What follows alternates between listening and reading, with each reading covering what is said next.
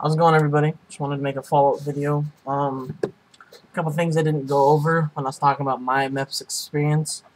When you enlist at the end of like everything and you get your contract like signed and whatnot, and I forgot to mention you swear in, go into a little room, and it's like you and a bunch of other people that are enlisting too, and I guess there's some sort of like officer or some high-ranking guy who's in the military. For us, it was a Marine captain. He goes to the podium, and you all like fall in, and he calls attention, and then you move to the position of attention, and then he calls parade rest, and then you move to the position of parade rest, and then he gives a little. He tells you to raise your right hand, and you do the oath of enlistment. Which you'll probably do about 800 million times while you're in DEP. Like, I don't know about other branches, but for the Army, I've been to like 4 Future Soldier events, and I've been enlisted since May.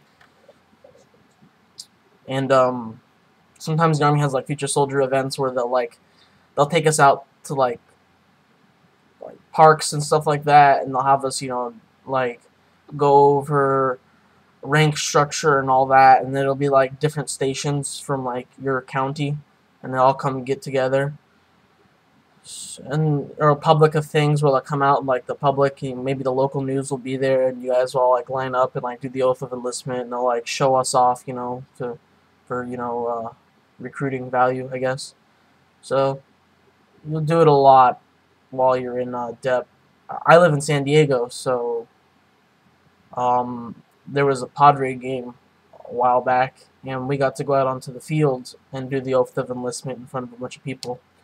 And we were like 3 rows away from like third base, or near home plate. We were in your home plate, so it was pretty cool. It was really nice seats, and it's pretty awesome. And there were Marines there, like straight from basic. There was drill instructors everywhere too. It was supposed to be like some sort of like to support the troops kind of event, and they got really like shitty seats, which is weird because we're DEP and they're actually like in basic, and they were like way in the nosebleeds, like far up. But yeah, so doing this, you swear in, raise your right arm, hand. Looks probably like left on the webcam thing, but yeah. And then you get, for the Army, you get little goodie bag. This Army backpack. It's really bad. Can't see it because I'm holding it wrong. And it's got a little place. This little reflective band right here. Right here. You put your last name, first name, comma, first name. And this apparently, from what I've heard, like you're supposed to bring that bag to basic. Like, there's a sheet, a packing sheet they give you that lists items you need to bring to basic, and I don't know if you actually use them at basic, but it's what they say you're supposed to bring. So, it's the Army. Do what you're told. In that bag, there's a T-shirt that I have somewhere around here. I'll probably wear it in one of the videos. It also comes with the Army Pocket Physical Training Guide. It's like a little like flip notebook thingy that has like different workouts and methods on how to do it, and like things that will help you prep for the Army APFT, Army Physical Fitness Training, or Physical Fitness Test. And I think there's a new one now, but it used to be the APFT 111 for entry to basic. The APFT 111 is, from my knowledge, could be wrong. Before you go to basic, you go to MEPS again to do your. It's like just a quick exam, like to make sure nothing's changed. You haven't like gained 500 pounds. You haven't grew 200 feet. There's no medical issues between when you enlisted and before you shipped out. They just want to check up just to make sure everything is all right before you leave. And you have to do an APFT, Army Physical Fitness Test 111, where you do, it's like the Army physical fitness test and when you get to basic, but it's like easier, I guess. You do like 17 push-ups in a minute and like 14 push-ups in a minute and like 17 sit-ups in a minute. It's like everything's reduced. It's like 1 minute and then 1 mile in like 8 minutes 30 seconds or something like that. So everything's like reduced. It's the entry like test, I guess, or whatever. And then when you get to basic, it turns to the APFT 222, which is, you know, 43 push-ups 2 minutes, 54 sit-ups 2 minutes, 2-mile run, and like depending on your age group, you know. So yeah, this is supposed to be the physical training guide, and it's got workouts you can do, different things you need to know when you're working out, like conditioning drills and whatnot.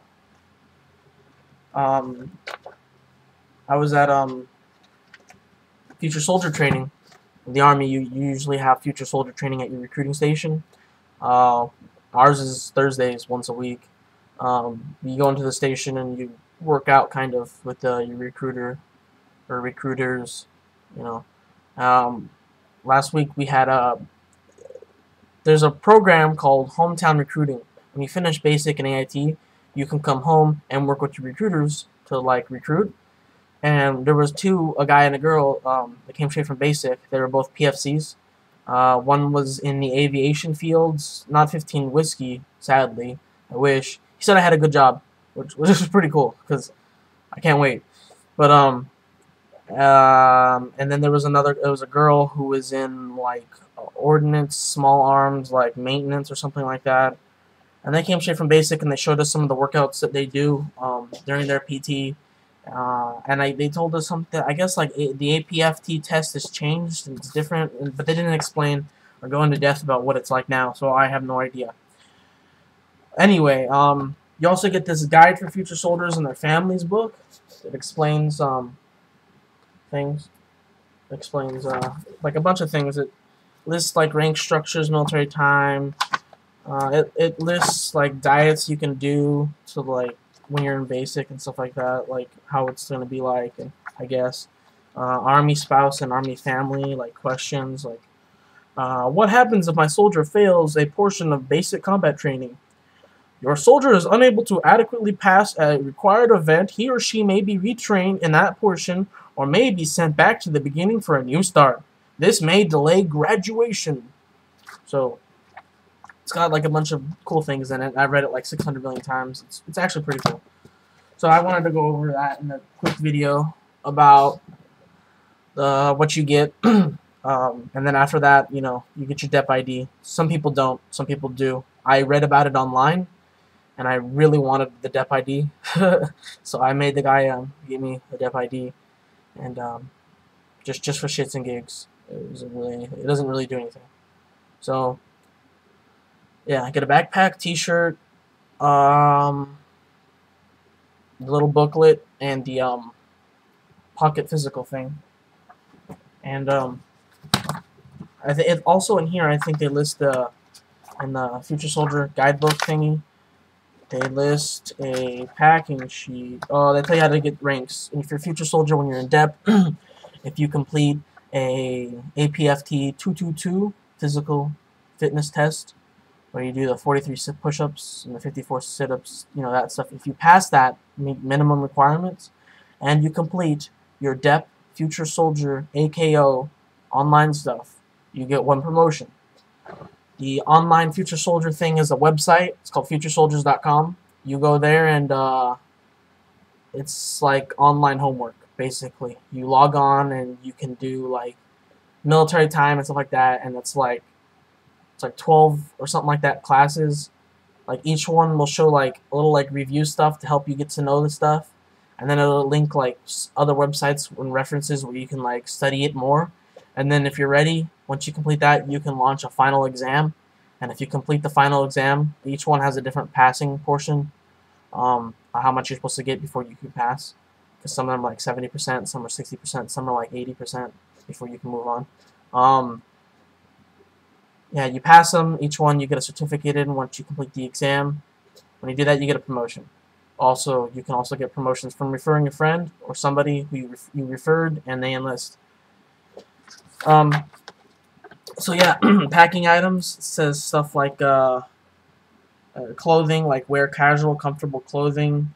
It says like for males, bring 1 shirt, things like that. Minimal personal hygiene. Shampoo container 1 ounces as much as needed.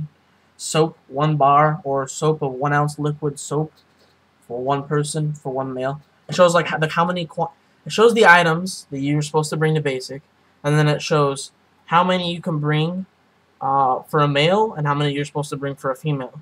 And I think they do it because it's like if your plane gets delayed, like you don't want to be stuck at the airport with like, a dirty shirt, or like, something happens and they gotta stick in the hotel or something like that. I think that's why it's for. And you're supposed to also like bring $50 or like have $50 on you in cashier check or traveling checks or in your bank or something like that. At least somewhere where you'll be able to access $50. When you get to basic, you get a little like credit card kind of thing when you go shopping for all your stuff, and that's like not money they're giving you. It's got like $500 on it. It's like out of your first paycheck, so you're spending your own money. So, but you really don't have a choice. You have to buy what they tell you. So yeah, this is a little video going over that, and I gotta post the other one about Class 4 flight physical for anybody who's a UAV operator, 15 whiskey, like me. And so yeah, good luck, guys. Future soldiers out there, good luck. Talk to you later.